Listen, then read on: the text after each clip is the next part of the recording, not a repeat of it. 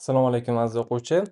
Demak, sezib turganingizdek, bugungi darslarimiz DNK bo'yicha bo'ladi. DNKdan birinchi darsimiz bugun.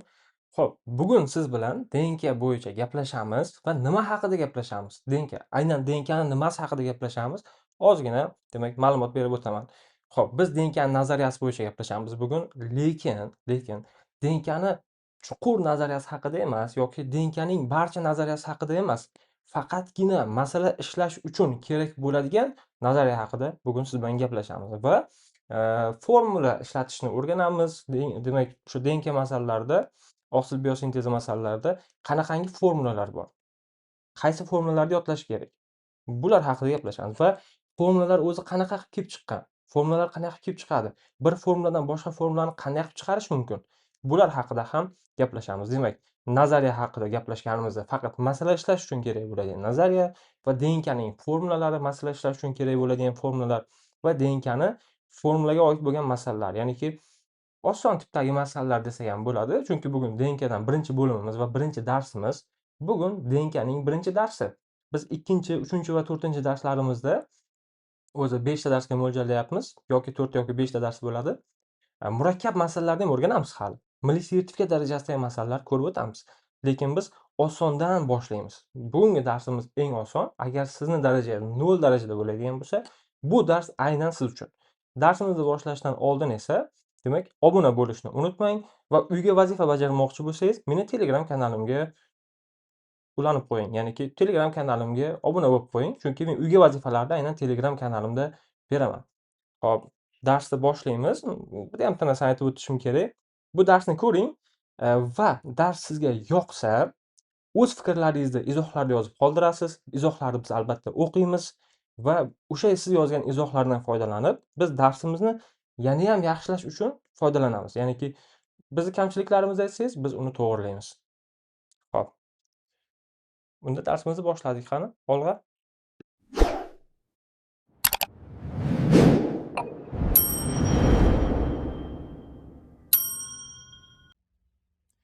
Xo'p do'stlar, demak darsimizni boshlaymiz. Demak ovoz ham yozyapti. Ajoyib. Birinchi ozroq zerikarli bo'lsa-da nazariya haqida gaplashib o'tishimiz kerak. Albatta men sizga juda ham chiroyli masalalarni tayyorlab qo'ydim. Naqd 27 ta masala. Faqat bu masalalarga o'tishdan oldin biz ozgina nazariya haqida gaplashib o'tishimiz kerak. Albatta mana bunaqangi go'zal strukturalarni ham sizga o'rgataman. Xo'p, zerikarli qismidan boshlaymiz. Lekin bu ham o'zi aslida zerikarli emas. Boshladik, kirish. Xo'p, nuklein kislotalar xususan DNK hayotining davomiyligi uchun muhim makromolekula hisoblanadi. Mana shu yerda makromolekula degan joyga e'tibor beramiz. DNK ota-onadan farzandlariga irsiylanadigan axborotni o'zida saqlaydi, qurilish uchun sarflanadigan oqsil hosil bo'lishini boshqaradi va to'qima, hujayra hamda organizm funksiyasining bir maromda ketishini ta'minlaydi. Demak, ko'ryapsiz, qanchalar muhim ahamiyatga ega ekan. DNKning bu ma'lumotlarni qanday qilib tashishi hamda bu ma'lumotlarning hujayra va organizmlar tomonidan qanday qilib harakatga aylantirilishi murakkab, qiziqarli va aql bovar qilmaydigan jarayon bo'lib, uni molekulyar biologiya qismida batafsil o'rganamiz. Bu yerda esa makromolekulyar nuqtai nazardan nuklein kislotalar bilan tanishib chiqamiz. Tayyor bo'lsangiz, unda boshladik. Xo'p, hujayralarda DNK va RNKning ahamiyati haqida keling ozgina gaplashib o'tamiz. Buning uchun men mana tekst qo'yaman. Xo'p, yaxshi. Hujayralarda DNK va RNKning ahamiyati. Nuklein kislotalar nukleotid deb nomlangan birliklardan tashkil topgan makromolekula bo'lib, tabiiy ravishda ikki turda uchraydi. Dezoksiribonuklein kislota, ya'ni DNK va ribonuklein kislota RNK. DNK bir hujayrali bakteriyalardan tortib, siz va men kabi juda ko'p hujayrali sut emizuvchilarga qadar barcha tirik organizmlarda mavjud genetik material hisoblanadi. Ayrim viruslarning genetik materiali DNK emas, balki RNKdan iborat. Ammo bu texnik jihatdan viruslar tirik organizm deb hisoblanmaydi. Endi buni hamma biladi, bu tabiiy ravishda. Xo'p, hujayra DNKsi haqida ham keling bir muncha gaplashib o'tamiz. Bu ham juda ham qiziqarli. Tak, o'simliklar yoki hayvonlarni o'sha denkasi haqida. Xo'p, hujayra denkasi. E'tibor beramiz. Hujayra denkasi. O'simlik va hayvonlar singari evkaryotlarda, evkaryot nima ekanligini o'tgansiz albatta, denka hujayrada maxsus membrana bilan o'ralgan birikma bo'lib, u yadroda joylashadi. Xuddi boshqa organellalar singari. Bakteriya kabi prokaryot organizmlarda denka nukleoid, ya'ni bu so'zga hali yana to'xtalamiz, masalalarda ham kiradi. Nukleoid deb ataluvchi maxsus hujayra hududida joylashganiga qaramay, u membrana bilan o'ralmagan. Demak, bakteriya haqida gaplashdik. Evkaryotlarda DNK odatda xromosomalar deb nomlangan juda uzun chiziqli qismlarga bo'linadi. Bakteriyalar kabi prokaryotlarda esa xromosomalar juda kichik va ko'pincha aylana halqa shaklida bo'ladi. Xromosoma 10 minglab genlardan iborat bo'lishi mumkin. Ularning har bir hujayra tomonidan zarur bo'lgan ma'lum mahsulotni ishlab chiqarish bo'yicha ko'rsatmalar beradi.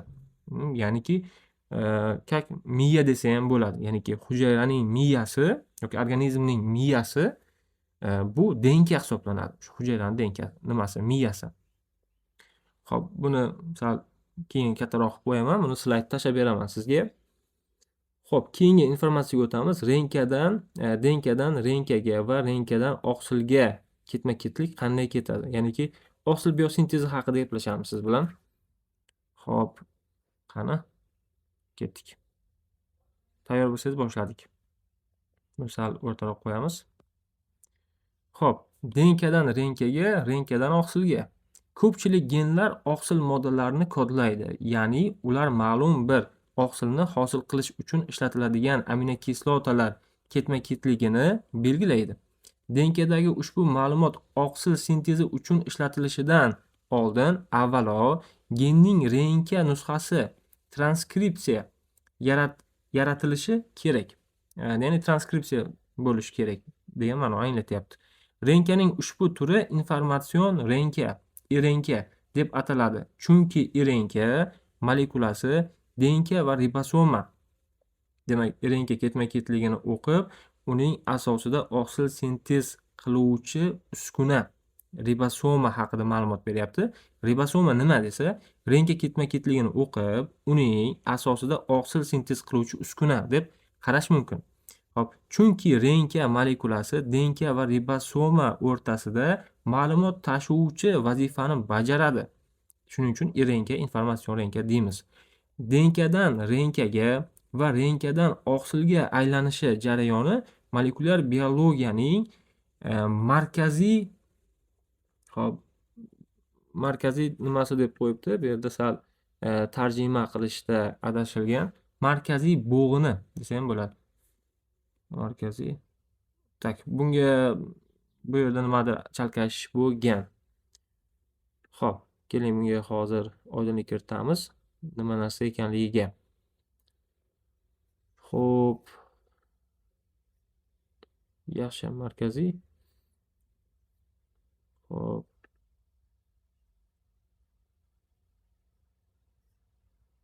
Xo'p. Yaxshi, bunga yana to'xtalamiz. Bu joyini sal tashib ketamiz. Shu joyiga uncha tushunmay qoldim. Men ham markaziy bo'g'ini demoqchi bo'lgan bo'lsa kerak. Eng muhimi, barcha genlar ham oqsil mahsulotlarini kodlamaydi. Yaxshi. Misol uchun, ayrim genlar ribosomalarning tuzilishi tarkibiy qismlari sifatida xizmat qiluvchi ribosomal renka, ya'ni R renka yoki transport renka, T renkani kodlaydi. Xo'p, transport renka ham bizga kerak bo'ladi, bilasiz. Demak, bular haqida ham gaplashamiz. T renka beda bargi shaklidagi renka molekulasi bo'lib, oqsil sintezi davomida aminokislotalarni ribosomaga tashib keltiradi. Tushunyapsizlar? Demak, aminokislotani tashiydi. Shuning uchun ham T renka, transport renka. Yana boshqa renka molekulalari, masalan, kichik mikro renka, mi renka boshqa genlar uchun regulyator vazifasini bajaradi va hozirgi davrda oqsil bo'lmagan molekulalarni kodlovchi renkaning ko'plab yangi turlari aniqlanmoqda. Bu uncha bizga kerak emas. Bu yerda kerakli joyi mana ko'ryapsiz, renkani ham bir qancha turlari bor ekan. Faqatgina erenkadan iborat emas bizda. Xo'p, endi nukleotidlar haqida gaplashamiz. Demak, keyingi slaydimizga o'tishdan oldin mana joylashtiraman. Xo'p, nukleotidlar. Nukleotidlar DNK va RNK polimer hisoblanadi, ya'ni polimer modda hisoblanadi. DNK bo'lsa ko'pincha juda uzun polimer va nukleotidlar deb nomlanuvchi monomerlardan tashkil topgan. Demak, DNKni yoki RNKni biz polimer deb qaraydigan bo'lsak, uning monomeri demak nukleotidlar bo'lar ekan. Ushbu monomerlar birlashganda hosil bo'lgan zanjir polinukleotid. Poli degani ko'p degani bu yerda polinukleotid. Ko'p nukleotid deb deyilmoqchi bu yerda, ya'ni ko'plab nukleotidlar ketma-ketligi degan ma'noda. Polinukleotid deb ataladi. Har bir nukleotid 3 qismdan tashkil topgan. Azot asosi deb nomlangan azot tutuvchi halqa, 5 ta uglerodli, demak, uglevod va kamida bitta fosfat guruhi. Xo'p, uglevod molekulasi nukleotidda markaziy mavqega, ya'ni markazda joylashgan. Uning bir uglevodiga azot asosi va boshqasiga fosfat guruhi yoki demak fosfat guruhlari birikadi. O'z navbatida nukleotidning har bir qismini ko'rib chiqamiz. Xo'p, demak, tarjima qilganda sal chalkashgan joylari bor albatta. Xo'p, demak, keling endi biz buni ko'rib o'tamiz. Men buni oldindan tayyorlab qo'yganman ko'rishimiz uchun. Mana bu narsa. Xo'p, e'tibor beraylik. Bizda azot asosi bor, fosfat kislota qoldig'i bor, ya'ni fosfat guruhi bor va undan tashqari shakar ham bor. Mana bu yerda shu narsa haqida aytilyapti. Ko'rishingiz mumkin. Mana e'tibor beramiz. Azot asosi deb nomlangan azot tutuvchi halqa, 5 ta uglerodli uglevod va kamida bitta fosfat guruhi. Uglevod molekulasi nukleotidda markaziy mavqega ega. Uning bir uglevodiga azot asosi va boshqasiga fosfat guruhi birikadi yoki fosfat guruhlari. O'z navbatida nukleotidning har bir qismini ko'rib chiqamiz. Endi ko'ramiz, mana. Xo'p, ko'rishimiz mumkin. Markazda joylashayotgan qism mana bu. Uglevod. Bu uglevod markazda joylashyapti. Uglevodning bir uchiga azot asosi birikyapti, yana bir uchiga esa fosfat qoldig'i birikyapti. Ko'rib turganingizdek. Xo'p, endi mana shu azot asosi, mana bu joyni biz azot asosi deymiz. Azot asosi turli xil bo'lishi mumkin. Xo'p, azot asoslar ikkiga bo'linib ketadi. Purin, mana purin, pirimidin. Demak, purin azot asoslari adenin bilan guanin, pirimidin azot asoslari esa sitozin, timin, uratsil. Xo'p, demak 5 xil nukleotid haqida gaplashyapmiz hozir. Purin asoslari bor, pirimidin asoslari bor va bular ikkalasi ham azot asoslari hisoblanadi. Bu burchakda turadi. O'rtada markazda uglevod turadi. Uglevod ham, demak uglevod shakar ham deyish mumkin. Uglevod ikkiga bo'linadi, 2 xil bo'ladi. DNKda dezoksiriboza uchraydi. DNKda, RNKda esa riboza uchraydi. Ya'ni shakar. Riboza shakari uchraydi RNKda, DNKda dezoksiriboza uchraydi. O'zi bekorga DNKning ma'nosi ham shuda, dezoksiribonuklein kislota. Xo'p, RNK esa ribonuklein kislota. Xo'p, mana bu yerda fosfat guruhi ham bor. Fosfat guruhi ham ushlar ekan. Bu yerda mana ko'rib turibsiz, yana bitta bu yerda misol keltiryapti. Markazda uglevod, bu burchakda demak azot asosi, bu burchakda esa fosfat guruhi joylashgan bo'ladi. Ketma-ketlik tushunib oldingizlar. Demak, bitta nukleotidda 3 ta narsa bo'lar ekan. Azot asosi bo'lar ekan. Bizda adenin bo'lishi mumkin, guanin, timin, sitozin yoki uratsil bo'lishi mumkin. Azot asosi xullas. Undan keyin bizda vaziyatga qarab DNKda bo'lsa dezoksiriboza, RNKda bo'lsa riboza uchrar ekan. Ya'ni uglevod uchraydi. Bitta azot asosi, bitta uglevod. Va undan keyin fosfat guruhi uchrar ekan. Fosfat kislota qoldig'i. Xo'p, yaxshi. Endi kelgan joyimizdan yana davom etamiz. Biz struktura haqida gaplashdik. Endi azot asoslari haqida ham gaplashib o'tamiz. Ya'ni azot asoslari o'zi nima, bizga nima uchun kerak, qanaqa azot asoslari bor, bular haqida ham demak to'xtalamiz. Demak, azot asoslari haqida gaplashamiz. Qani ketdik. Azot asoslari. Nukleotidlarning azot asoslari azot saqlovchi halqadan iborat molekulalardir. Xo'p, uglerod asosli bo'ladi. Endi bu tabiiy. Azot tarkibidagi ayrim azotlar protonlanish, ortiqcha vodorodni demak chiqarib yuborish degan ma'noda. Xo'p, bu yerda ham chalkashgan, bu joyi kerak emas bizga. Xo'p. Azot asoslari eritmadagi uglerod konsentratsiyasi pasaytiradi va shu sababdan kislota asos munosabati ular asos xossasini namoyon qiladi. Ya'niki nima uchun azot asoslari deyapti desa, asos ekanligini tushuntiryapti bu yerda. Kislotani konsentratsiyasini kamaytirgani uchun, vodorod ionlarini kamaytirgani uchun bu asos xususiyatiga ega. Xo'p, DNKdagi har bir nukleotid 4 ta azot asosdan bittasiga ega.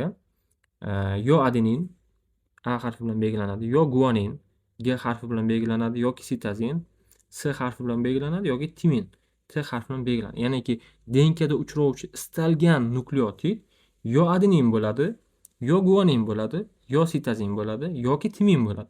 Shu to'rtalasidan bittasi bo'lishi aniq. Ya'ni DNKdagi istalgan bitta nukleotid ushlasangiz, mana shu to'rtalasidan bittasini topasiz. Adenin va guanin purinlar bo'lib, ularning tarkibida ikkita uglerod azot saqlovchi halqa mavjud. Sitazin va timin esa pirimidinlar hisoblanadi. Bitta uglerod azot halqasiga ega. Buni keling yana mana bu yerda yana ko'ramiz. Xo'p, mana ko'ryapsiz.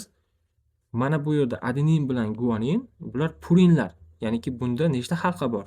Esa ikkita halqa bor. Pirimidinlarda esa ko'ryapsizki, ikkita halqa mavjud emas, ularda bitta halqa bor.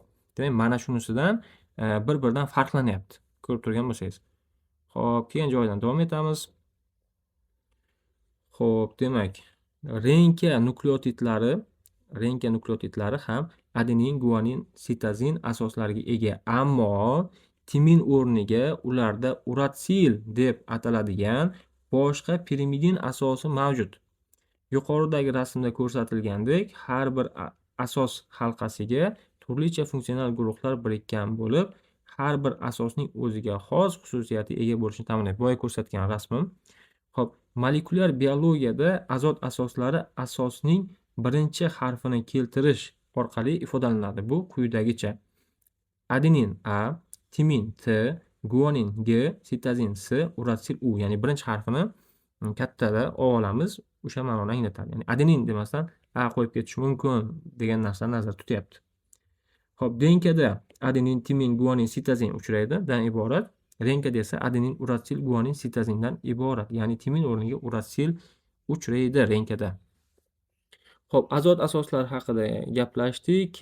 Uglevodlar, ya'niki dezoksiriboza va riboza, ular haqida gaplashishimiz shart emas. Fosfat kislota qoldig'i yoki fosfat guruh haqida ham gaplashib o'tirishimiz shart emas. Polinukleotid zanjirlar. Xo'p, ular haqida gaplashamiz. Ya'ni fosfodifer bog'lar haqida. Mana bunga e'tibor bering, mana. Bu yerda bir nechta bog'lar bor. Mana bu yerdagi bog'lar, nuqta-nuqta bilan berilgan bog'lar, bular vodorod bog'lar. Ya'ni siz kimyoda o'tgansiz, bir necha xil bog'lar bo'ladi. Donor akseptor bog'lar bo'ladi, o'sha kovalent bog'lar bo'ladi, ion bog'lar bo'ladi, vodorod bog'lar bo'ladi. Bu yerda ko'rib turibsiz, azotga birikkan vodorod bor. Mana bu vodorodlar demak azotga birikkan holatda turibdi. Azotning elektromanfiyligi juda ham yuqori, sezilarli darajada yuqori. Hop, buni sal pastroqqa tushiraman. Va bu yerda azotlarimiz delta manfiy, vodorodlarimiz esa delta musbat holatda bo'ladi va vodorodlarda harakatchanlik ham ancha ortadi. Hop, kislorodlarimiz esa delta manfiy holatda bo'ladi, bu tabiiy holatda. Va mana bu kislorod bilan bu yerdagi vodorod o'rtasida vodorod bog' hosil bo'ladi. Vodorod bog' hosil bo'ladi. Xo'p, endi u kimyoviy jihatiga u qadar chuqur to'xtalmaymiz. Bu yerda ham mana bu azotda ko'rib turibsiz, faqatgina uglerodlarga birikkan. Bu burchakda ham uglerod, bu burchakda ham uglerod.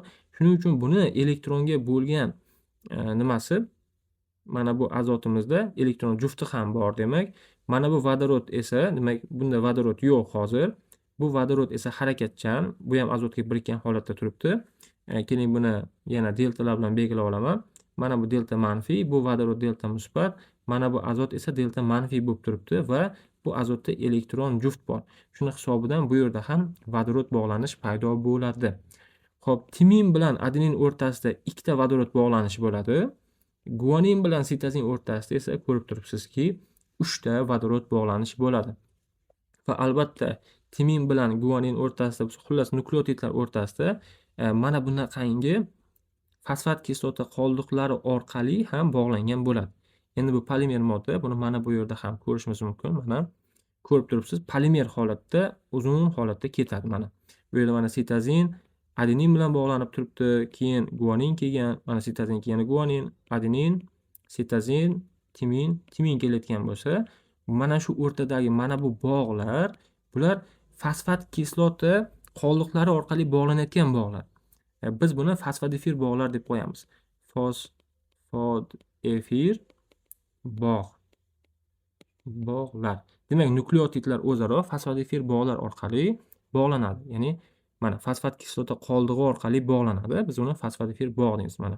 Bu yerdagi timin, mana buni, demak, mana buni timin deb oladigan bo'lsak, mana buni demak guanin deb oladigan bo'lsak, mana bu bog'lanyapti qayerdan? Mana bu o'rtadan. Mana shu bog' fosfodifir bog' hisoblanadi. Fosfat kislota qoldig'i hisobidan, demak, bu bog' hosil bo'lyapti. Va tabiiy ravishda bu tarafdan ham shunaqa bog'lar ketishi mumkin. Ya'ni uzun holatda bog'lanib ketishi mumkin. Fosfodifir bog'lari deyiladi. Xo'p, endi mana denkaga e'tibor beraylik. Ochiq denka ekan bu. Nechta nukleotid bor? 1, 2, 3, 4, 5, 6, 7, 8 ta. Ular o'rtasida demak fosfodifir bog'lari bo'lishi kerak. Keling, fosfodifir bog'larni chizaman. 1, 2, 3, 4, 5, 6, 7 ta.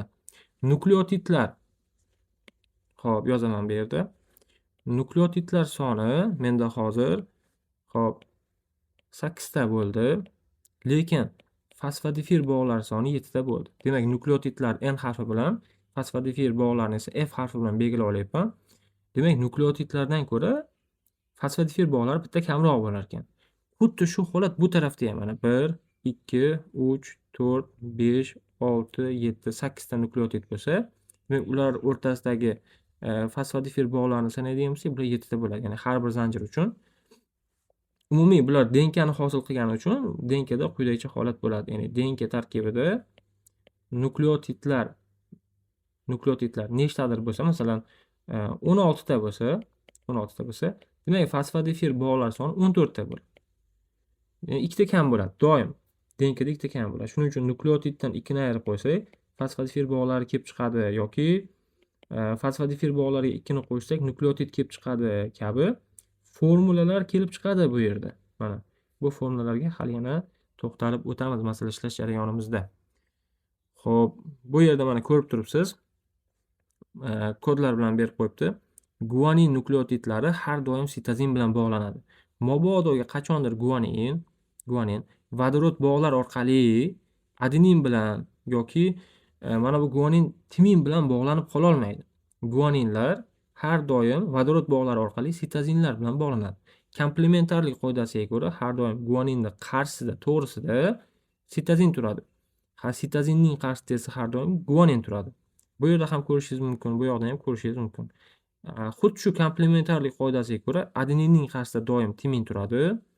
Xo'p, timinning qarshisida doim adenin turadi. Doim. Bu komplementarlik qoidasi. Xo'p, denkaning xususiyatlari haqida o qadar gaplashmaymiz. Bizga kerak emas. Xo'p, denka uchlari ham kerak emas. Renkaning xususiyatlari ham hozircha shart emas. Informatsion renkaga to'xtalishimiz shart emas hozir. Keyingi darslarimizda balki to'xtalarmiz. Ribosomal va transport renkalar ham hozir shart emas. Xo'p, bo'ldi menimcha. Endi amaliy qismga o'tsak ham bo'ladi. Demak, bu joylarga tushunib oldingiz degan umiddaman. Amaliy qismga o'tishdan oldin formulalar haqida gaplashamiz. Yana deb yozib qo'yaman. Formulalar. Formulalar. Demak, DNKda bir qancha formulalar bor. Masalan, keling bitta DNKni chizaman. Bitta DNKni hop, mana bunaqa DNK bor deb tasavvur qilaylik. DNK qo'sh spiralli bo'ladi. Demak, ikkinchi spiralni keling qizilda chizib qo'yaman mana. Mana shunaqa DNK bor deb tasavvur qilamiz. Ikkita spirali bor. Ikkita zanjir, birinchi, ikkinchi zanjir degandek. Endi mana shu DNKda nechta nukleotid borligini biz N harfi bilan belgilaymiz. Yozib qo'yaman. Nukleotidlar soni. Nukleotid nima ekani haqida gaplashdik. Adenin bo'lishi mumkin, guanin, timin, sitozin bo'lishi mumkin. Endi o'sha DNKning monomerlari. DNK o'zi polimer modda. Endi F harfi bilan belgilaymiz o'sha nukleotidlar orasidagi fosfodifir bog'larni. Fosfodifir bog'lar soni. Xo'p, demak, bular o'rtasida bir bog'lanish bor, ya'ni nukleotidlar sonidan 2 ni ayirsa fosfodifir bog'lari kelib chiqadi. Mana yoki fosfodifir bog'lariga 2 ni qo'shib bersak, nukleotidlar soni kelib chiqadi. Mana bunday holatda. Bu ikkita formula bir-biridan kelib chiqadigan formulalar o'z aslida va bu formulalar ochiq DNK uchun ishlaydi. Ochiq DNK uchun xos. Halqali DNKlarda esa demak bu teng bo'ladi. Ya'niki halqali DNKda boshqacha vaziyat bo'ladi. Nukleotid bilan fosfodifir bog'lari o'zaro teng bo'ladi. Qachon desa halqali DNKda. Halqali DNK. Mana. Xo'p, yaxshi. Endi DNKdan RNK sintezlanadi. Biz buni bu yoqdan yozamiz. DNKdan demak RNK sintezlanadi. Lekin DNKda ikkita zanjir bo'ladi. Men buni hozir ochiq holatda yozaman, mana bunday holatda. Ikkita zanjir bo'ladi. RNK bitta zanjirli bo'ladi. Va o'sha DNKdan RNK sintezlanar ekan, ikkita zanjirdan ham sintezlana olmaydi, bittasidan sintezlanadi. Deylik, RNKmizni bir zanjirda adenin, guanin, sitozin, guanin, timin, adenin, timin, sitozin joylashgan deb olaylik mana. Nechta nukleotid bo'ldi? Xo'p, 1, 2, 3, 4, 5, 6, 7, 8, 9, 10, 11 ta. Yana bitta qo'shib olamiz, 12 ta bo'lsin. Xo'p, 3 ga bo'linadigan son bo'lsa yaxshi. Mana bitta bu yerda guanin kelgan mana. Endi har 3 ta ungacha bor hali. Endi bulardan DNKdan endi nima sintezlanadi? RNK sintezlanadi. Lekin undan ham oldin bularning yonida nima turadi? Ya'ni adenin qarshisida timin turadi, yozib chiqamiz. Xo'p, komplementarlik qoidasiga ko'ra ikkinchi zanjir tiklaymiz. Demak, adenin qarshisida timin turadi, bu adenin qarshisida ham timin, guaninning qarshisida sitozin, sitozinning qarshisida guanin, guaninning qarshisida sitozin, timinning qarshisida demak adenin, adeninning qarshisida timin, timinning qarshisida adenin, yana bu timinning qarshisida adenin, sitozinning qarshisida guanin, yana guanin, guaninning qarshisida sitozin. Ketdi. Endi bu qaysi bittasidan RNK sintezlanishi kerak deylik. Mana bu zanjirdan RNK sintezlanadi deb olsak. Vaholanki bu yerda adenindan adenin sintezlanmaydi. Adenindan timin sintezlanishi kerak. Demak, yozaman hozir bu yerda. Adenindan nima sintezlanadi? Timin. Lekin RNKda timinning o'rniga boshqa bir nukleotid uchraydi. Ya'niki uratsil. Biz uni gaplashgandik boya. Bu yerda ham demak bu adenindan yana uratsil, bu guanindan demak. Guanindan guanin sintezlanmaydi, undan sitozin sintezlanadi. Xo'p, xuddi shunday bu uchun ham yozamiz. Xo'p, guanin, bu guanindan demak sitozin, bu timindan demak adenin sintezlanadi. Bu adenindan uratsil sintezlanadi. Bu timindan demak xo'p, adenin sintezlanadi. Bu timindan ham demak adenin sintezlanadi. Bu sitozindan guanin sintezlanadi. Bu sitozindan demak yana guanin sintezlanadi. Bu guanindan esa demak sitozin sintezlanadi. Bo'ldi. Demak biz hozir nima qildik? DNKdan RNK sintezlanishini ko'rib chiqdik. Endi bu RNKdan oqsil sintezlanadi. Oqsil. Bu yerda RNKdagi har 3 ta nukleotiddan bitta kodon bor, ya'ni har 3 ta nukleotid bitta kodon bo'ladi. Har 3 ta nukleotiddan bitta oqsil sintezlanadi. Demak, bu 3 ta nukleot bitta, kodon, kod, bu uchalasi bitta, bu uchalasi bitta va bu uchalasi bitta. Bu yerda 4 ta kod bor. Ya'ni har uchalasi renkadagi har 3 ta nukleotid ketma-ketligi bitta triplet bo'ladi. Demak, mana bu triplet. Triplet degani 3 talik degani. Haqiqatan o'zi 3 talikda. Bu ham triplet, bu ham triplet, bu ham triplet. Demak, bu yerda nechta triplet bor desa, 4 ta triplet bor. Bitta tripletdan, ya'ni bitta buni kod deyish ham mumkin. Yozaman kod. Bitta koddan bitta aminokislota sintezlanadi. Demak, bu yerda har bitta tripletdan bitta aminokislota sintezlanadi. Demak, 1, 2, 3, 4 ta. Demak, 4 ta aminokislota sintezlanadi. Mana bunday holatda. Xo'p, demak, 12 ta bu yerda yozaylik mana. DNKda nechta nukleotid bor edi? RNKda nechta, oqsilda nechta bo'ldi? DNKda 24 ta nukleotid bor edi. Undan RNK sintezlanganda 12 tasidan sintez bo'ldi, ya'ni yarmidan, bir zanjirdan. 24 ta DNKda nukleotid bo'lsa, RNKda 12 ta nukleotid bo'ldi. Endi undan oqsil sintez bo'layotganda har 3 ta nukleotiddan bitta aminokislota, demak bular aminokislotalar. Aminokislota. Xo'p, bu ham aminokislota, bu ham aminokislota, bu ham aminokislota. Nechta bo'ldi? Shunda 4 ta. 12 ni 3 ga bo'lib yubordik. Endi mana shu aminokislotalar o'rtasidagi bog'lar, ya'niki mana bu bog'lar nazarda tutilyapti-da. Bular peptid bog'lar deb nazarda tutiladi, deb aytiladi. Peptid bog'lar. Mana ke. Xo'p. Demak, bundan kelib chiqadigan bir qancha xulosalar bor. Qanaqa xulosalar? DNK nukleotidlari ko'rib turibsiz, 24 ta edi. RNKda 12 ta bo'ldi. Demak, DNKdan RNK hosil bo'lguncha nukleotidlar kamayar ekan. RNKdan oqsil hosil bo'lguncha ham raqam kamayar ekan. Masalan, X ta nukleotidga ega bo'lgan, X ta aminokislotaga ega bo'lgan, X ta yozib qo'yaman. Aminokislota X ta aminokislotaga ega bo'lgan oqsil sintezlanishi uchun RNKda undan 3 baravar ko'proq, ya'ni 3x ta nukleotid bo'lishi kerak. RNKda 3x ta nukleotid bo'lishi uchun undan 2 baravar ko'p. DNKda 6x ta nukleotid bo'lishi kerak. Bundan kelib chiqadiki, DNK nukleotidlarini 6 ga bo'lib yuborsam, aminokislotalar soni kelib chiqadi. Aminokislota soni. Xo'p, endi RNK nukleotidlari nima deb ataladi yoki qanday belgilanadi? Kichkina n harfi bilan belgilanadi. RNKdagi nukleotidlar kichik n harfi bilan belgilanadi. Bu yerda u 3x ga teng bo'lyapti. Katta n esa bu, demak, DNKni nukleotidlar katta n bilan belgilanadi. Hozir u 6x ga teng bo'lyapti. Xo'p, demak, bu yerda yana bitta narsani ko'rishimiz mumkin. Peptid bog'lar aminokislotalardan bitta kamroq bo'lar ekan. Yozib qo'yaman. Demak, peptid bog'lar teng bo'ladi aminokislotalardan birda ayirib tashlaganimga. Bu bitta formula.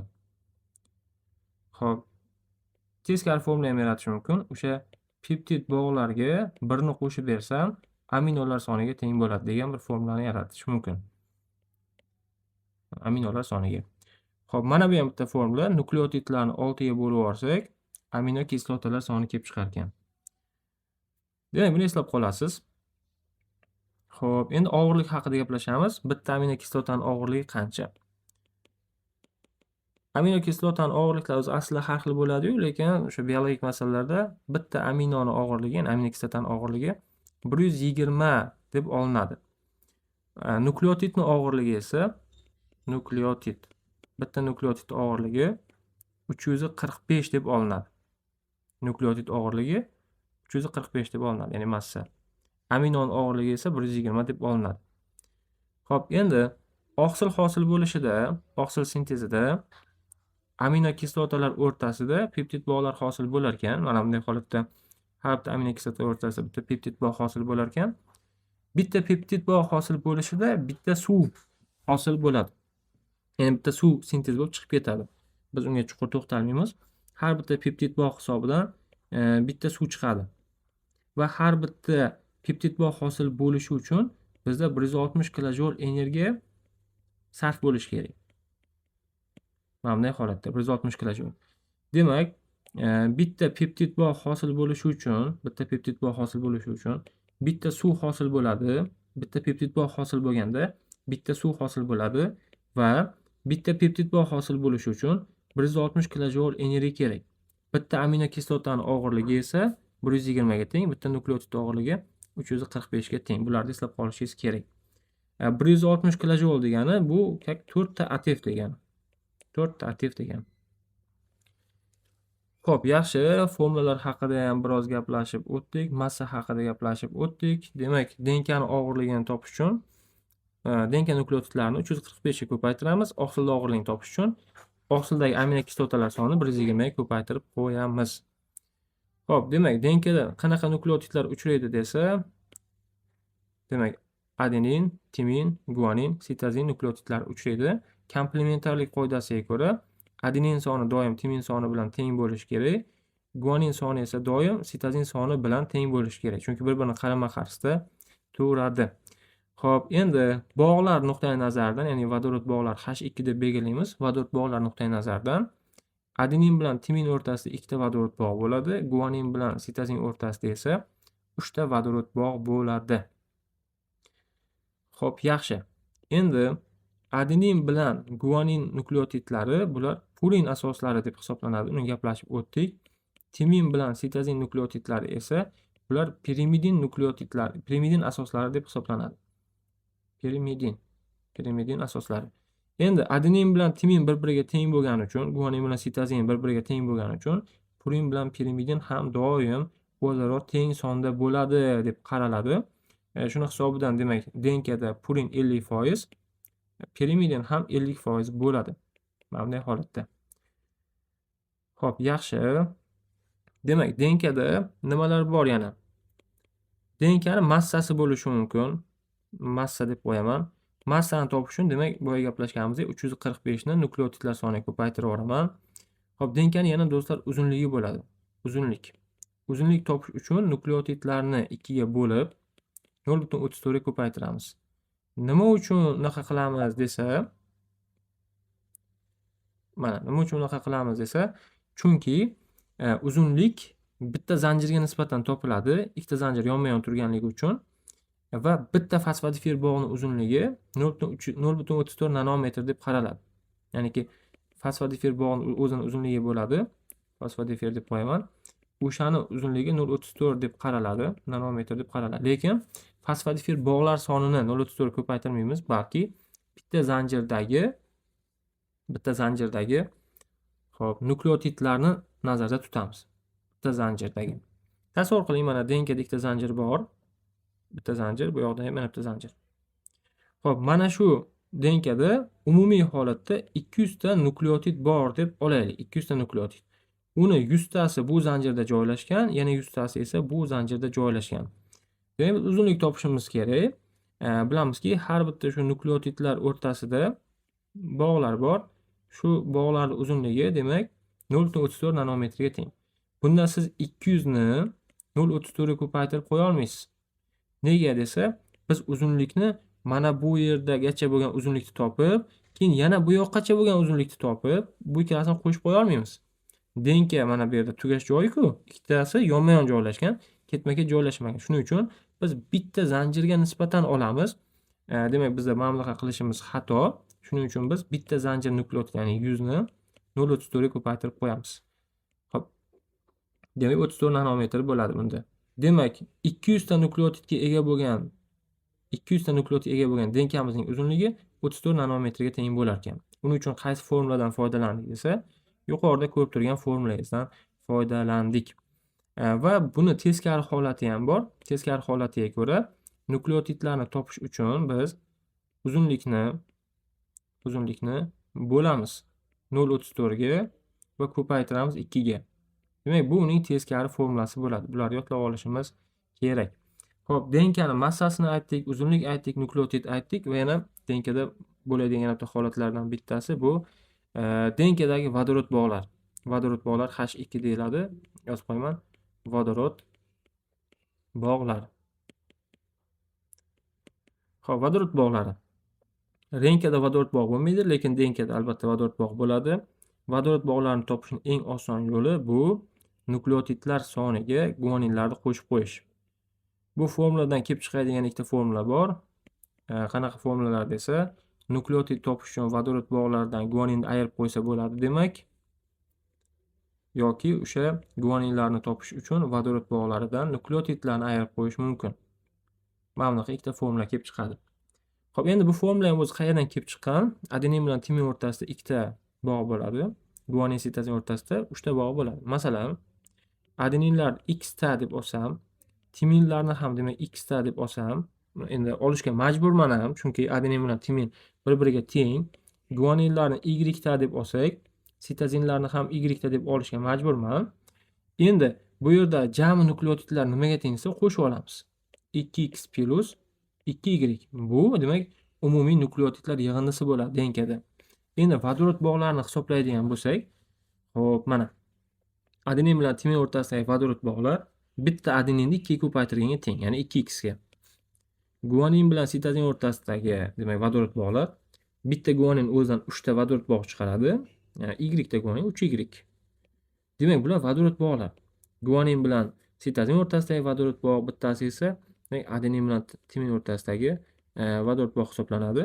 Demak, bu yerdagi vodorod bog'lar nimaga teng desa, 2x plus 3y ga teng. Bunday olib qaraydigan bo'lsak, bu ikkalasini farqi nimaga teng bo'lyapti? 2x bilan 2x teng bir-biriga, lekin 2y bilan 3y bir-biriga teng emas. 3y 2y dan ko'ra ko'proq, kattaroq. Nimaga kattaroq yoki qanchaga kattaroq desa, y ga farq qilyapti bular, y ga. Shunda bitta xulosa kelib chiqadi. Y bu axir guanin soni-ku. Guanin soni y da degandik. Demak, mana bu nukleotidlarga plus yana bitta y ni, ya'ni guaninni qo'shib bersam, unda keyin vodorod bog'lar kelib chiqar ekan degan xulosa kelib chiqqan. Tushundingizmi? Demak, xulosa qayerdan kelib chiqqanini. Demak, bu formulani ham yodlab olishimiz kerak bo'ladi. Xo'p, yana bizda boshqa formulalar bor. Biz boshqa formulalar haqida masala ishlash jarayonida, ya'ni mana bu masalalarni ishlashimiz jarayonida boshqa formulalar haqida ham demak gaplashib o'tamiz. Hozir keling bir ish qilamiz. Hozir nazariya haqida ancha gaplashdik. Xo'p, biz hozir quyidagicha ish qilamiz. Men sizga 5 minut tanaffus beraman. 5 minut tanaffus qiling. Demak, mana shu o'rgangan narsalaringizni konspektlashtiring. Videoni qaytadan ko'ring, yaxshilab tushunib oling nazariyasini, mana shu joyigacha bo'lgan qismini bir ko'rib, o'rganib chiqing. Va ana undan keyin, bularni hazm qilib olganingizdan keyin, yozib olganingizdan keyin, konspektlashtirgandan keyin, formulalarni eslab yodlab olgandan keyin atroflicha videoni qolganini davomini ko'rasiz va masala ishlashni men bilan birgalikda o'rganasiz. Bunda sizga 5 minut tanaffus qani, olg'a.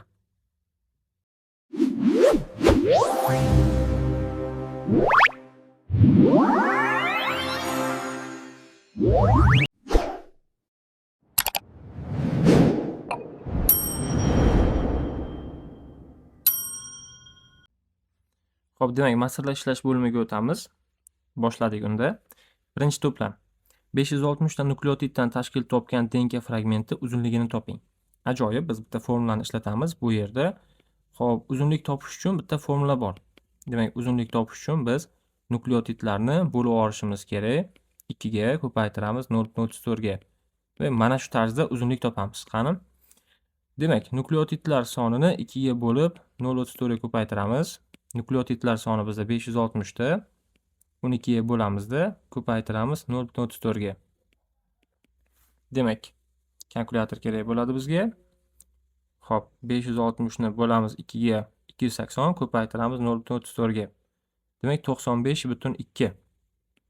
95,2 nanometr uzunlikda ekan. Javob shuni o'zi bo'ladi. Keyingisiga o'tamiz. Xo'p, e'tibor beraylik. Endi uzunlik beryapti. Ikkinchi to'plam. Uzunligi 170 nanometr bo'lgan denka fragmenti tarkibidagi jami nukleotidlar sonini aniqlang. Demak, nukleotid topish uchun biz uzunlikni bo'lamiz 0.34 ga, ko'paytiramiz 2 ga. Xo'p, bizda hozir 170 nanometr bo'lgani uchun 170 ni bo'lamiz 0.34 ga, ko'paytiramiz 2 ga. Qani nukleotidlar soni kelib chiqadi bu yerda. 170 bo'lingan 0,34 500 ko'paytirilgan 2. 1000 ta. Demak, 1000 ta nukleotid bor ekan. 1000 ta. Bo'ldi, ketdi. 3-to'plamga o'tamiz. Xo'p, tarkibida 938 ta fosfodifir bog'larni saqlagan ochiq zanjirli DNK fragmenti jami nukleotidlar sonini aniqlang. Bu yerda fosfodifir bog'i haqida gap ketyapti va umumiy nukleotidlar sonini so'rayapti. Demak, fosfodifir bog'larni 938 ta deyishdi. Xo'p, nukleotidlarni topish uchun biz fosfodifir bog'lar soniga 2 ni qo'shib olishimiz kerak. Bizda 938 ta fosfodifir bog'i bo'lsa, 2 ni qo'shsak, jami 940 ta nukleotid bo'ladi. Xo'p, demak javob 940. 4-to'plamga o'tamiz. 560 ta nukleotiddan tashkil topgan ochiq zanjirli DNK fragmenti o'zida nechta fosfodifir bog'lari saqlaydi? Ajoyib, do'stlar. Xo'p, fosfodifir bog'i so'rayapti, nukleotidlar soni aytilyapti. Demak, nukleotidlar soni 560 ta. Fosfodifir bog'larni topish uchun nukleotidlardan 2 ni ayirib qo'yishimiz kerak. 560 dan 2 ni ayiradigan bo'lsak, 558 ta bo'ladi. Demak, javob 558 ta ekan. Xo'p, 5-to'plamga o'tamiz. Ma'lum DNK molekulasidagi nukleotidlar soni 1200 ta bo'lsa, ushbu DNK fragmenti asosida sintezlangan oqsil tarkibidagi aminokislotalar sonini toping. Xo'p, DNK molekulasida nukleotidlar soni 1200 ta bo'lsa deyapti. Ushbu DNK fragmenti asosida sintezlangan oqsil tarkibida aminokislotalar sonini so'rayapti. Ajoyib formulamiz bor. Demak, aminolar sonini topish uchun nukleotidlarni 6 ga bo'lib olishimiz kerak. Xo'p, nukleotidlar 1200 ta. Uni 6 ga bo'ladigan bo'lsak, 200 ta kelib chiqadi. Demak, aminokislotalar soni 200 ta ekan. Aminokislotalar soni nechta desa 200 ta. Xo'p, 6-to'plamga o'tamiz. Tarkibida 150 ta aminokislota saqlagan oqsilni sintezlandi. Oqsil sintezida qatnashgan DNK fragmenti tarkibidagi jami nukleotidlar sonini aniqlang. Xo'p, 150 ta aminokislota saqlagan oqsil sintezlandi deyilyapti. Oqsil sintezida qatnashgan DNK fragmenti nukleotidni so'rayapti. Ajoyib. Unda teskari formula ishlatamiz. Bizda aminolarni topish uchun boya ishlatganimiz formula nukleotidlarni 6 ga bo'lib olish kerak edi. Endi biz bu yerda nukleotidlar topishimiz uchun esa aminolar sonini 6 ga ko'paytirib olishimiz kerak. Demak, aminolar soni 150 ta. Uni 6 ga ko'paytiramiz. Nukleotidlar soni nechta deymiz demak? 150 ko'paytirilgan 6. 900 ta. Demak, 900 ta nukleotid bor ekan DNK tarkibida. Xo'p, keyingi masalaga o'tamiz. 7-masala. Ma'lum DNK fragmenti asosida sintezlangan RNK tarkibida 199 ta fosfodifir bog'lari mavjud. RNK tarkibidagi nukleotidlar sonini aniqlang. Do'stlar, RNKda formula boshqacharoq edi. RNKda nukleotidlar sonidan 1 ni ayirsak, fosfodifir bog'lar soni kelib chiqadi. Yoki bo'lmasam, nukleotidlar topish uchun fosfodifir bog'larga 1 ni qo'shishimiz kerak. Biz qaysi formuladan foydalanamiz desa, nukleotid so'ragani uchun fosfodifir bog'lar 199 ta, unga 1 ni qo'shib olamiz, 200 ta bo'ladi. Demak, 200 ta nukleotid bor ekan. RNK tarkibida nukleotidlar sonini aniqlang degan javob 200 ta bo'ladi. 8-demak, nimaga o'tamiz? To'plamga o'tamiz. Ma'lum DNK fragmenti asosida sintezlangan RNK tarkibida 300 ta nukleotid saqlagan. RNK tarkibidagi fosfodifir bog'lar sonini aniqlang. Xo'p, nukleotidlar aytildi. Nukleotidlar soni 300 ta ekan. RNKda yozib qo'yaman. RNK. Xo'p, fosfodifir bog'lar sonini aniqlang deyapti. Fosfodifir bog'lar sonini aniqlash uchun nukleotiddan 1 ni ayirib qo'yishimiz kerak. Demak, 300 dan ayiramiz 1 ni. Bunda 299 ta kelib chiqadi. Demak, javob 299 ta. Keyingisiga o'tamiz. Xo'p, 9-to'plam. Ma'lum DNK fragmenti asosida sintezlangan RNK tarkibida 300 ta nukleotid saqlagan.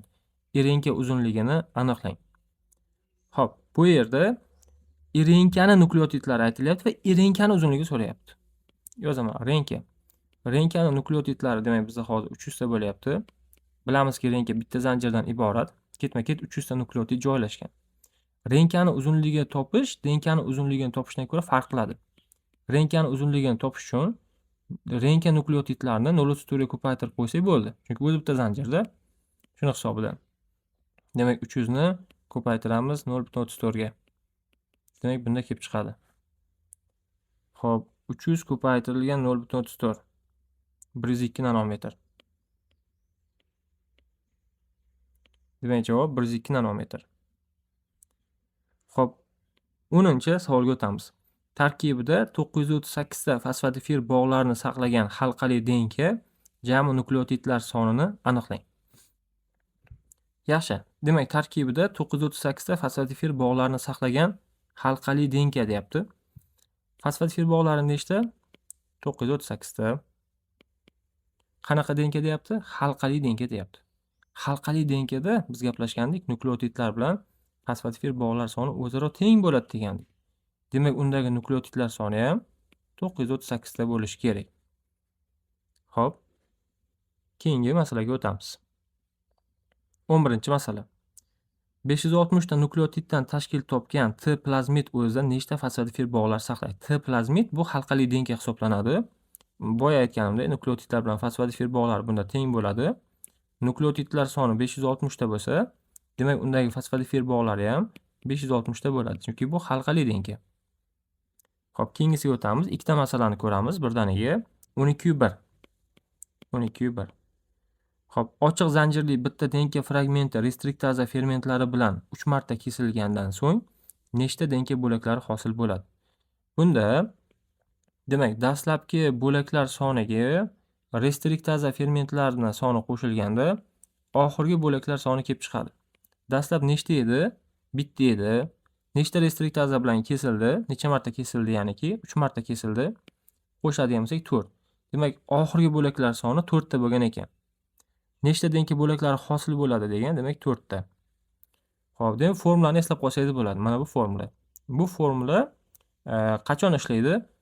Ochiq zanjirli yozib qo'yaman. Ochiq zanjirli denka uchun ishlaydi bu. Ochiq zanjirli denka uchun. Xo'p, 12/2 ga o'tamiz endi. Ochiq zanjirli ikkita denka fragmenti restriktaza fermentlari bilan 3 marta kesilgandan so'ng nechta denka bo'laklari hosil bo'ladi? Buni ham xuddi shunday. Dastlabki bo'laklar soniga restriktazalar sonini qo'shsak, oxirgi bo'laklar soni kelib chiqadi. Dastlab nechta edi desa, 2 ta edi. Necha marta kesildi? 3 marta kesildi. Demak, oxirgi bo'laklar soni 5 ta bo'lib qoladi. Demak, javob 5 ta. Xo'p, 13-siga o'tamiz. 13-to'plam. Restriktaza fermentlari haqida. 13/1. Halqali bitta denka restriktaza fermentlari bilan 3 marta kesilgandan so'ng nechta denka bo'laklari hosil bo'ladi? Do'stlar, bu halqali denka birinchi marta kesilish halqani ochilishiga xizmat qiladi. Shuning uchun bizda halqali denkada necha marta kesilsa, oxirgi bo'laklar soni ham o'shanga teng bo'ladi. Masalan, savolda aytayapti, 3 marta kesilganda deyaptimi? Demak, oxirgi bo'laklar soni ham 3 ga teng. Necha marta kesildi? 3 marta, yozib qo'yaman. 3 marta kesildi. Demak, oxirgi bo'laklar soni ham 3 ga teng. Demak, javob 3 bo'ladi bu yerda. 13/2 ga qaraymiz. Halqali ikkita denka restriktaza fermentlari bilan 6 marta kesilgandan so'ng nechta denka bo'laklari hosil bo'ladi? Bunda ham xuddi shunday. Necha marta kesildi desa, 6 marta kesildi. 6 marta kesildi. Demak, oxirgi bo'laklar soni ham 6 taga teng bo'ladi. 6 taga teng. Xo'p, keyingisiga o'tamiz. 14. 14-to'plam. Restriktaza fermentlari 3 ta ochiq zanjirli denka restriktaza fermentlari bilan necha marta kesilganida 14 ta bo'lak hosil bo'ladi. Ya'ni 14 ta bo'lak hosil qiladi. Xo'p, 3 ta ochiq zanjirli deyapti. Demak, dastlabki bo'laklar soniga necha marta restriktaza fermentlar bilan kesilganini qo'shsak, oxirgi bo'laklar soni kelib chiqardi. Ochiq zanjirli denkada dastlab nechta bo'lgan? 3 ta bo'lgan. Necha marta restriktaza fermenti bilan kesilgani noma'lum. R qo'yib qo'yaveraman. 14 ta bo'lak hosil qildi deyapti. Oxirgi bo'laklar soni 14 ta. Demak, necha marta kesilgan desak, bu yerda 11 kelib chiqadi. Demak, 11 marta kesilgan ekan. Xo'p, 15-masalaga o'tamiz. Restriktaza fermentlari bo'yicha bu masala ham 15. 3 ta halqali denka restriktaza fermentlari bilan necha marta kesilganda 14 ta bo'lak hosil qiladi. Buni ham aytgandim. 14 ta oxirida 14 ta bo'lak hosil qilyaptimi? Oxirgi bo'laklar soni 14 tami? Demak, 14 marta kesilgan. 14 ta marta kesilgan. Xo'p, halqali denkalarda shunaqa bo'ladi bizda. 16. Aminokislota bo'yicha tarkibida 100 ta aminokislota saqlagan oqsil tarkibidagi peptid bog'lari sonini aniqlang. Zo'r. Xo'p, oqsildagi aminokislotalar sonidan peptid bog'lar bitta kamroq bo'ladi. Yozib qo'yaman. Peptid bog'lari teng bo'ladi aminodan 1 ayirganimga. 100 ta aminokislota saqlagan oqsil tarkibida peptid bog'lar soni so'rayapti. Demak, 100 dan 1 da ayirib qo'ysam, bu yoqda peptid bog'lar soni kelib chiqadi. Peptid bog'. Nechta bo'ladi desa, 99 ta bo'ladi. 99 ta. Javob 99 ta. Xo'p, 16 2 ga o'tamiz. Bu 16 1 edi. Endi 16 2 ga o'tamiz. Tarkibida 100 ta aminokislota saqlagan 3 ta oqsil tarkibidagi peptid bog'lar yig'indisini aniqlang. Tarkibida 100 ta aminokislota saqlagan 3 ta oqsil deyapti. Nechta oqsilligini ham aytyapti? 3 ta oqsil deyapti. Tarkibida peptid bog'lar yig'indisini aniqlang. Xo'p, mana bunday holatdagi oqsil deydigan bo'lsak, ya'ni mana shunday ketgan, buni monomerlari nechtaligi noma'lum, n ta monomer bo'lishi mumkin. Xuddi mana shunaqa noma'lum holatdagidan, xo'p, bizda 3 ta ekan. Mana. Har birida amino minus 1 degan formula ishlaydi. Amino minus 1 teng peptid bog'i. Bu formula hammasi uchun ishlaydi. Bunga ham xos va bunga ham xos. Demak, har biri uchun minus 1 dan ayirsak, umumiy 3 ta ayiramiz ekan. Bular tarkibida umumiy aminolar soni demak 100 ta ku. Ya'ni yozib qo'yaman. Umumiy 100 ta amino bor. Shuni hisobidan. Demak, 100 dan ayirib qo'yamiz 3 ni. Chunki har biri uchun 1 da ayirsak, 3 tasi uchun 3 ta ayiramizda. Umumiysi o'zi 100 ta edi. Demak, 97 ta bo'lib qoladi. Xo'p, 97 ta peptid bog'. Xo'p, keyingisi 17-siga o'tamiz. Aminokislota. Tarkibida 100 ta aminokislota saqlagan oqsil massasini aniqlang. Aminokislota, demak, bunday narsa deyilyapti. Tarkibida 100 ta aminokislota saqlagan oqsil massasini aniqlang. Oqsilning massasini qanday topardik desa, 120 ga teng-ku aminoni massasi. Aminolar sonini 120 ga ko'paytirardik.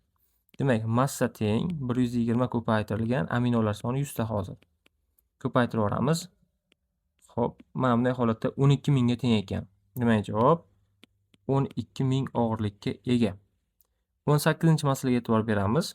Aminokislota. Tarkibida 101 ta aminokislota saqlagan oqsil tarkibidagi peptid bog'lari hosil bo'lishi uchun qancha kilojul energiya sarflanadi? Bitta peptid bog' hosil bo'lishi uchun 160 kilojul energiya sarflanadi. Demak, do'stlar, tarkibida 101 ta aminokislota deyapti. Peptid bog'i, demak, peptid bog'lari teng bo'ladi amino minus 1 ga. Amino minus 1. Demak, biz hozir 101 dan 1 da ayirib tashlaydigan bo'lsak, 100 qoladi. Bu degani 100 ta peptid bog' bor degani. Endi o'sha peptid bog'lar hosil qilish uchun qancha kilojul energiya sarflanadi deyapti va bitta peptid bog' hosil bo'lishi uchun 160 kilojul energiya sarflanadi deyapti. Bitta peptid bog' uchun 160 kilojul energiya sarflansa, bizda 100 ta peptid bog' hosil bo'lgan, u uchun qancha sarflanadi deymiz, proporsiya qilamiz. 160 va yana ikkita 0 kilojul. Demak, 16.000 kilojul energiya sarflanar ekan. Yozib qo'yaman. 16.000 kilojul energiya sarflanadi. 19-masala. Aminokislota. Tarkibida 101 ta aminokislota saqlagan oqsil sintez qilishda qancha suv hosil bo'ladi? Do'stlar, hosil bo'lgan suvlar peptid bog'lar soni bilan suvlar teng bo'ladi. Bu yerda hosil bo'lgan suvlar. Shuni hisobidan men 101 ta aminodan 1 da ayirib qo'ysam 100 ta peptid bog' bo'ladi. Bu degani 100 ta suv ham hosil bo'ladi degan. Demak, javob 100 ta ekan. 20-masalaga o'tamiz. Bunga diqqat bilan qarashimiz kerak. Denka tarkibida, nukleotidlarning 20% adenin nukleotidlari bo'lsa, sitozin nukleotidlarining foizi qancha? Do'stlar, komplementarlik qoidasini gaplashdik biz siz bilan. Adeninlar doim timinlar bilan teng bo'ladi, guaninlar doim sitozinlar bilan teng bo'ladi degandik. Adeninlarimiz 20% bo'ladigan bo'lsa, demak timinlarimiz ham 20%. Vaholanki, bu yerdagi barcha nukleotidlarning umumiysi 100% deb olinish kerak. Demak, bu yerda qoladiki, mana bu guanin bilan sitozinlarimiz 60% ekan. Negaki, bu yerda mana adenin bilan timinlarni foizini qo'shib oladigan bo'lsak, umumiy holatda bu 40% da. 100% ning 40%. Demak, qolgan 60% guanin bilan sitozinga tegishli. Bular teng bo'lgani uchun bularni 30% dan deb berishimiz mumkin. Yoki yana bitta yo'li bor. Bu usul ham menga juda ham yoqadi. Biz har doim purinlarni 50%, pirimidinlarni ham 50% deb olamiz denkada. Denkaning 50% purin, 50% pirimidin. Endi purin bu adenin bilan guaninlarning yig'indisida, demak bular 50%. Pirimidin timin bilan sitozinlarning yig'indisi, demak bu 50%. Endi do'stlar, mana bu yerda adeninlarning foizi 20% bo'lgandan keyin, endi guaninlarning foizini bilmaymiz deb turaylik hozircha. Mana guaninlarning foizi 30% ga teng bo'ladi. Demak, qoidaga ko'ra do'stlar, guanin bilan sitozin doim bir-biriga teng-ku. Guanin bilan sitozin doim bir-biriga teng, komplementarlik qoidasiga ko'ra. Demak, sitozinlarning foizi ham 30% ni tashkil qilgan. Demak, javob 30% bo'ladi. Xo'p, 21-to'plamga e'tibor beramiz. Denka tarkibi bo'yicha masala. 21-masala. Agar denka tarkibida 1000 ta nukleotid bo'lsa va umumiy nukleotidlarning 20% adenin tashkil etsa, guanin nukleotidlar sonini toping. Buni ikki xil yo'lda ishlash mumkin va ikkalasi ham birdek oson usul hisoblanadi. Endi o'zimga afzal degan bir usulimni o'rgataman. E'tibor beramiz. Bizda har doim purinlar 50% bo'ladi. Purin o'zi nima desa, purin bu adenin bilan guaninlarning yig'indisi. Endi shu yerda adeninni 20% deyapti. Demak, bu yerda guaninlarimiz 30% bo'lishi tabiiy. Guaninlarimiz 30% bo'lgan ekan. Endi nechta nukleotid bor desa, 1000 ta nukleotid bor. 1000 ta. Biz uni 100% deymiz. Xo'p, demak 30% qancha deyman? Guanin nukleotidlar soni kelib chiqadi. Guanin. Demak qancha? Bu yerda demak 300 ta kelib chiqadi. 300 ta. Javob 300 ta ekan deb qo'yamiz. 300 ta. Keyingi masalaga o'tamiz. 21-2. Denka tarkibidagi adenin soni 240 ta bo'lib, u umumiy nukleotidlarni 24% dan tashkil qilsa, denka tarkibidagi umumiy nukleotidlar sonini aniqlang. E'tibor beramiz, adeninlarni foizi va soni aytyapti. Foizda 24%. Bu 24% deyotganimiz sonda 240 ta. Endi biz umumiy nukleotidlarni so'rayapti-yu. Umumiy nukleotidlarni biz 100% deb olamiz. Umumiy denkada 100% nukleotid bor desak, demak hisob kitob qilamiz. Bu yerda 1000 ta kelib chiqadi. 1000 ta. Demak javob umumiy 1000 ta nukleotid bor ekan deymiz. 21-masala. Bu ham shu denka tarkibiga kirib ketadi.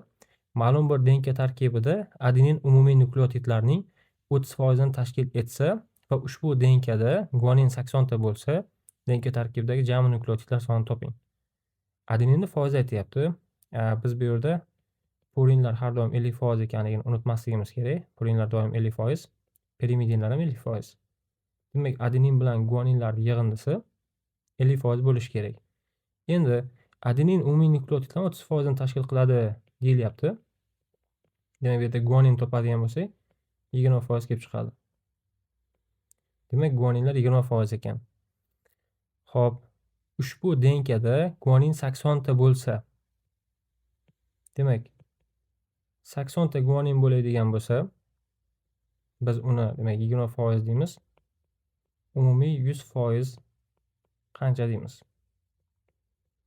Kelib chiqadi bu yerda. Xo'p.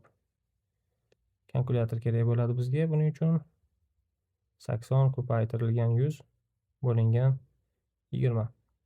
400 ta. Umumiy nukleotidlarimiz 400 ta ekan. Yana qo'yib qo'yaman. Demak, javob 400 ta. Xo'p, 22-masalaga o'tamiz. DNK tarkibi bu ham 22-masala. Ma'lum DNK molekulasi tarkibida nukleotidlar soni 1200 ta bo'lib, unda guanin nukleotidlar soni 600 ta bo'lsa, ushbu DNKdagi vodorod bog'lar sonini aniqlang. Zo'r, vodorod bog'lar sonini topamiz ekan. Vodorod bog'lar sonini topish uchun nukleotidlarga guaninlarni qo'shib berishimiz kerak. Bizda nukleotidlar aytildi. Demak, vodorod bog'larini topishimiz uchun nukleotidlar 1200 ta deyildi. Plus, xo'p, guanin nukleotidlar soni 200 ta deyildi. Qo'shib yuboramiz. Demak, vodorod bog'lar soni bizda 1400 taga teng ekan. 1400 ta. Keyingi masalaga o'tamiz. Xo'p, 22-masala. Ma'lum DNK molekulasi tarkibidagi nukleotidlar soni 1200 ta bo'lib, undagi adenin nukleotidlar soni 200 ta bo'lsa, ushbu DNKdagi vodorod bog'lar sonini toping. Do'stlar, endi bizda 1200 ta nukleotid bo'lsa, bu 100% da. Bu 100% nukleotid degani. Ya'ni jami nukleotid 100% nukleotid. Demak, bizda hozir 1200 ta bo'lyapti. Endi buni ikki qismga bo'lamiz. Purin va pirimidin.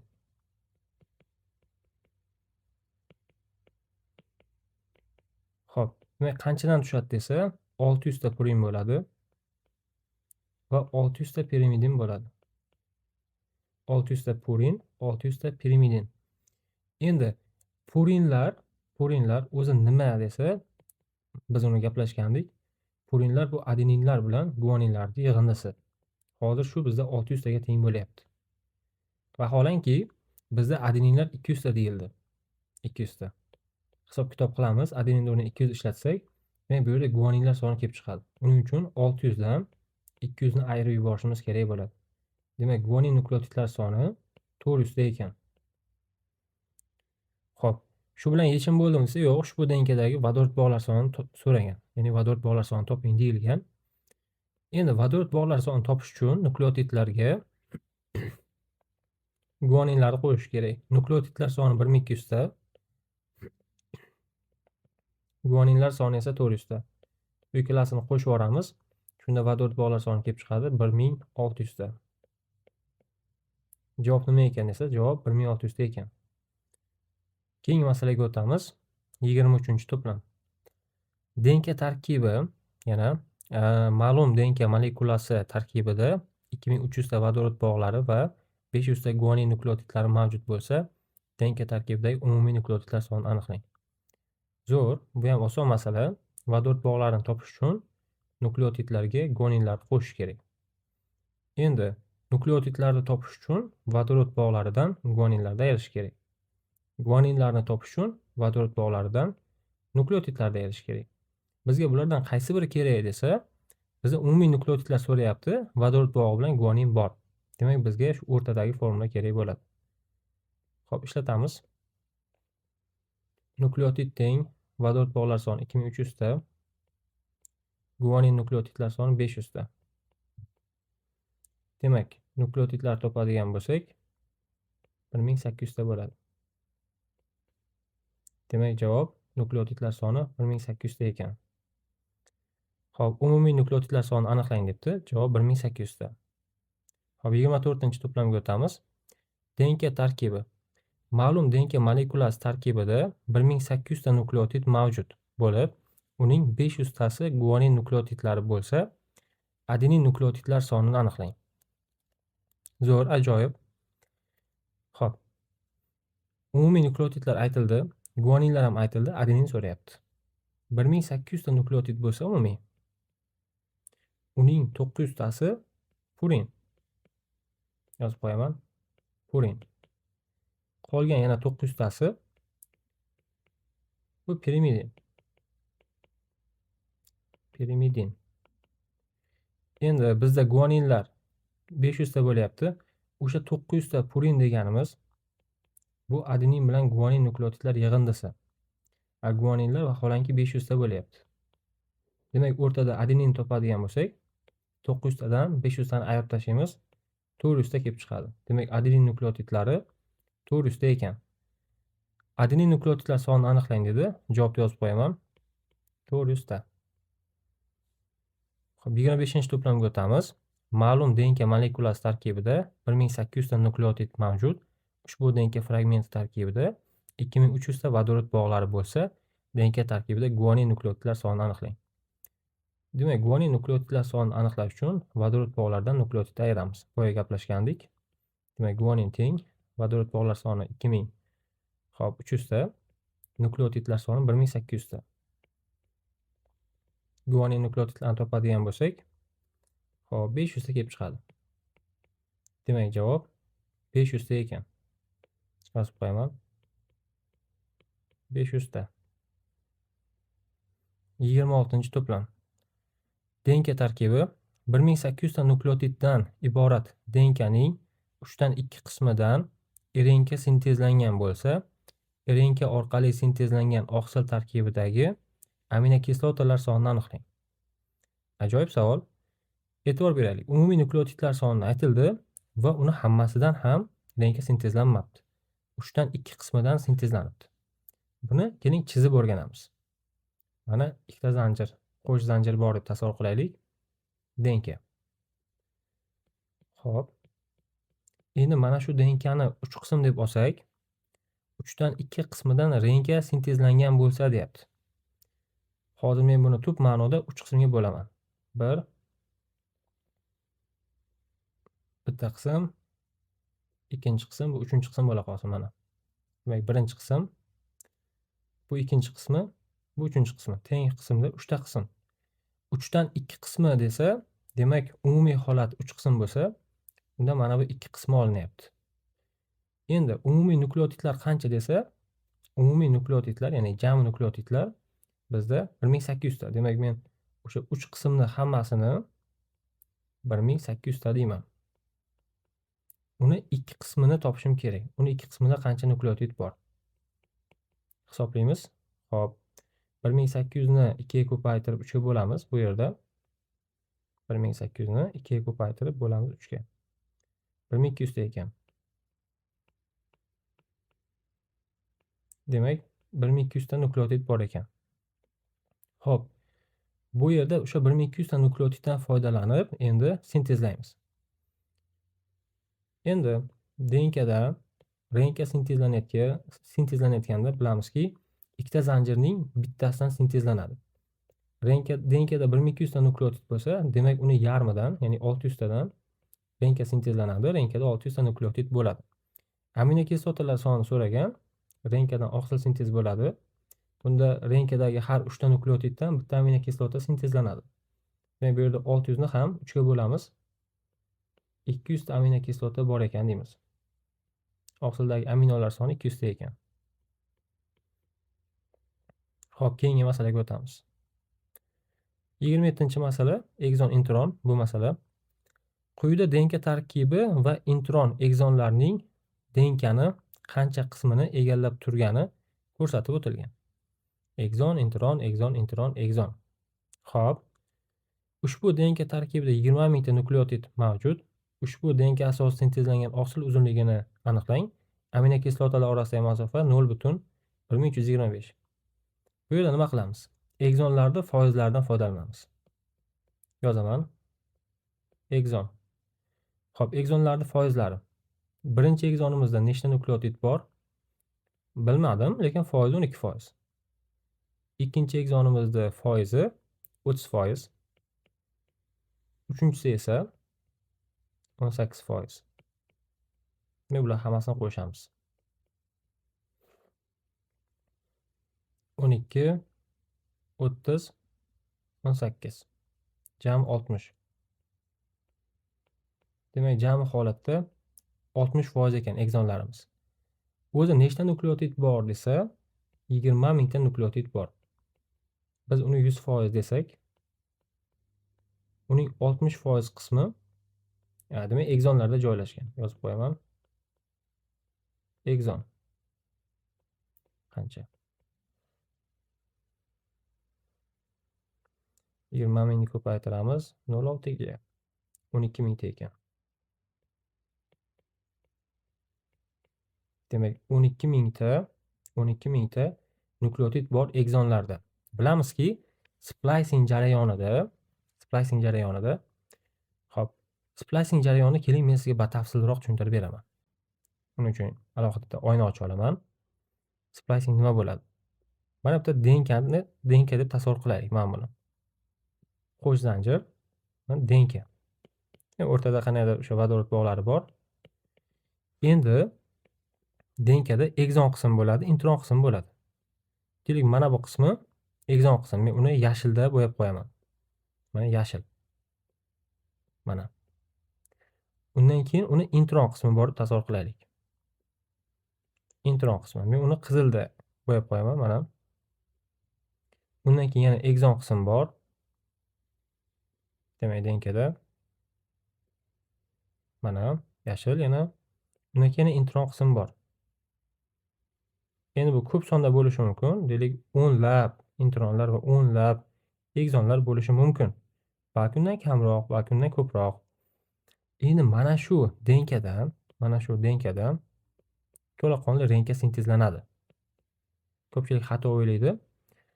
To'laqonli renkka sintezlanadi. Masalan, bu yerda bir zanjirda 600 ta, ikkinchi zanjirda ham 600 ta nukleotid bo'lib, umumiy 1200 ta nukleotidli denka bo'lsa, undan sintezlangan renkada nechta nukleotid bo'ladi desa, bu yerda endi do'stlar 600 ta bo'ladi. 600 ta. Demak, intron qismidan ham, egzon qismidan ham renkka sintezlanadi. Lekin degan joyi bor. Demak, renkka ham intron egzonlardan iborat bo'ladi bu yerda. Xo'p, endi bu yerda mantiqan bitta mana bunaqa narsa qilamiz. Chiziq tortaman bu yerda. Adashib ketmaslik uchun. Xo'p, mana to'g'ridan-to'g'ri kelish kerak. Egzon qismi egzonga, intron qismi intronga to'g'ri kelish kerak bu yerda. Mana bunaqa, mana bunaqa. Xo'p, mana. Xo'p, bu yerda ham men yashil rangga bo'yab qo'yaman. Tak. Yashil rang. Bu yerni ham yashil rangga bo'yab qo'yaman. Endi intron qismlari qizilga bo'yab qo'yamiz. Mana bu yerda intron, bu yerda ham intron bor. Xo'p, mana intronlarni qizilga bo'yab qo'ydim. Egzonlarni yashilga bo'yab qo'ydim. Xo'p, keyin nima bo'ladi desa, mana shu renkada intron qismlar kesilib ketadi. Mana bu yerdagi intron qism bilan bu yerdagi intron qismlar kesilib ketadi. Tub ma'noda haqiqatan ham bu yerda kesilib ketadi. Uzilish bo'ladi. Bu yerda, mana bu yerda uzilish bo'ladi va egzon qismlar birlashadi.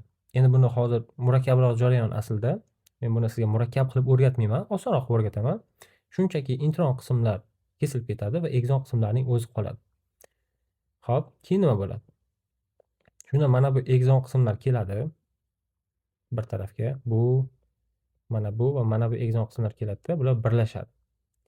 Plus hammasi qo'shiladi. Deylik, birinchisini mana egzon 1 deb olsak, E1 qo'yib qo'yaman. Mana bu ikkinchisini egzon 2 deb olsak, keyingisini mana egzon 3 deb olamiz. Egzon 3, egzon 2. Xo'p, bu joyini keling bitta mana misolga olamiz. Keldi deylik. Xo'p, bu joyi bizga kerak emas. Mana bu joyi ham kerak bizga. Xo'p. Demak, mana bu joyi kerak emas. O'chirib tashlaymiz. Va mana bu joyi. Xo'p, yaxshi, bu joyi kerak emas. Endi mana 3 ta joy, 3 ta qism keladi. Mana bu egzon 1. Mana bu egzon 2 mana. Bilinar-bilinmas yaqinlashtirib qo'yaman. Manaki. Endi bularni yozaman yana. Adashib ketmaslik uchun mana bu egzon 1 edi, mana bu egzon 2 edi, bu egzon 3 edi. Ataylab birlashtirmadim, orasi sal uzilibroq turibdi. O'shani keling ko'k nuqta bilan mana birlashtirib qo'yaman. Bular birlashib oladi, tub ma'noda birlashadi. Men bu yerda ataylab ajratib qo'ydim, ko'k nuqta bilan asli bular birlashib ketadi. Endi ko'rayotgan bo'lsangiz, oldingiga nisbatan qisqaroq bo'ldi. Endi intron qismlarining taqdiri nima bo'ldi desa, intron qismlar kesilib ketadi. Misol uchun uni bu yoqqa qo'yadigan bo'lsam, xo'p, mana bu qismi joyi kerak emas. Buni ham olaman. Xo'p, mana bu joyi kerak emas. Mana bu ham demak bitta intron, bu ham intron qismlar. Ikkita intron qism. Endi intronlar ham bu yerda keling buni men I1 deb belgilayman, buni I2 deyman. Ya'ni intron 1, intron 2. Mana bunisi intron 1 bo'lsa, bunisi intron 2. Lekin bu hech chiqsa yo'q. Bular turadi. kesilib ketadi. Endi bular yaroqsiz. Bundan oqsil sintezlanmaydi. Endi bu egzon qismdan oqsil sintezlanadi mana. Egzonlarda ham nukleotidlar ketma-ketligi bo'ladi-yu. O'sha nukleotidlar ketma-ketligi orqali, demak, oqsil sintezlanadi. Biz ishlatgan masala ham xuddi shunga asoslangan. Demak, o'sha egzon qismlarimizda 12 ta nukleotid bor ekan. Faqat DNKdagi egzon qismlarda. Ya'ni tasavvur qilishingiz uchun aytaman. Mana bu yer, mana bu va mana bu yerlarda 12 mingta nukleotid bor ekan. Endi egzonlarni ham bir tarafidan, ya'ni mana bu tarafidan intron sintezlangani uchun, ya'ni renka sintezlangani uchun mana ko'ryapsiz, bu yerda va keyin mana bu yerda bor. Keyin ular birlashib olyapti mana. Shuni hisobidan 12 mingta nukleotid deyotganimiz bu DNKning egzon qismlarida. Biz buni boshqacharoq ham ishlashimiz mumkin. Quyidagicha tushunishimiz mumkin, qarang. DNK deymiz. Eng to'g'ri yechimni ko'rsataman sizga, renka deymiz. Keyin oqsil deymiz. Biz hozir bu 12 mingtaga e'tibor bermaylik. DNKda nechta nukleotid bor desa 20 mingta. Undan renka sintezlanadi, undan nechta nukleotid bo'ladi desa 10 mingta. Endi albatta o'sha renkada ham intron egzon qismlar bor. Endi egzon qismi necha foiz bo'lyapti desa 60%, DNKda 60% qismi egzonmi? Demak, renkada ham 60% qismi egzon. Mana shu 10 mingta nukleotidni men 100% deb turib, renkanida albatta 60% egzon-ku endi. Renkaning ham 60% egzon, DNKda ham xuddi shunaqa. Qancha deyman? Bu yerda albatta 6 mingta kelib chiqadi. 6 mingta. Demak, do'stlar e'tibor bering.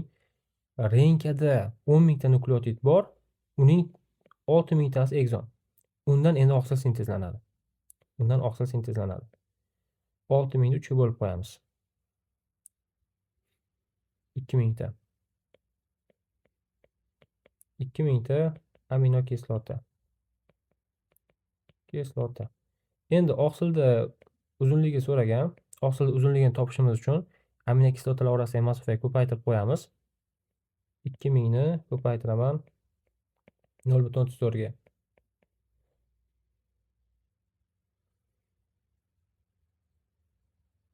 680 ta. Demak, 680 nanometr uzunlikda ekan. Kimning uzunligini topdik hozir? Oqsilning uzunligini topdik. Xo'p, aziz o'quvchilar, bu masalamiz hozir eng oxirgi masalamiz edi. Boshqa masalamiz qolmadi. Va bitta narsani unutmang. DNK kitobimizning birinchi bo'limi bu. Ya'ni bu eng oson tipdagi masalalar. Bitta formulada chiqadigan masala. Qarang, hammasi oson chiqdi.